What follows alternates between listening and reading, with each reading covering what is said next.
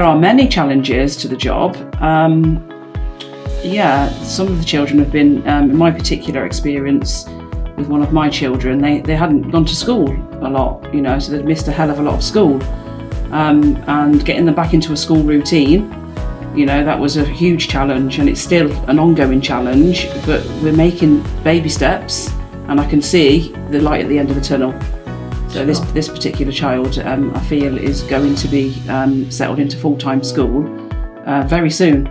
But it's been a huge challenge to help her to understand that she needs an education, because she never realised that she needed one. Sure. Again, the challenges are wide and varied, and I think, one of the most important qualities, I think, and we've all got that in our family, it runs through us, doesn't it, is consistency and patience. We find a solution. Yeah, definitely. We don't give up. No. It's a challenge. Never. Yeah. No. We kind of like a challenge. Yeah. And that's good for we're all sisters, actually, because we can share to some sort of extent experiences and lean on each other for support for different things, and actually and it's funny, we have a laugh, don't we? We do, along the way. And it's lovely to see the children laughing. Yeah, definitely.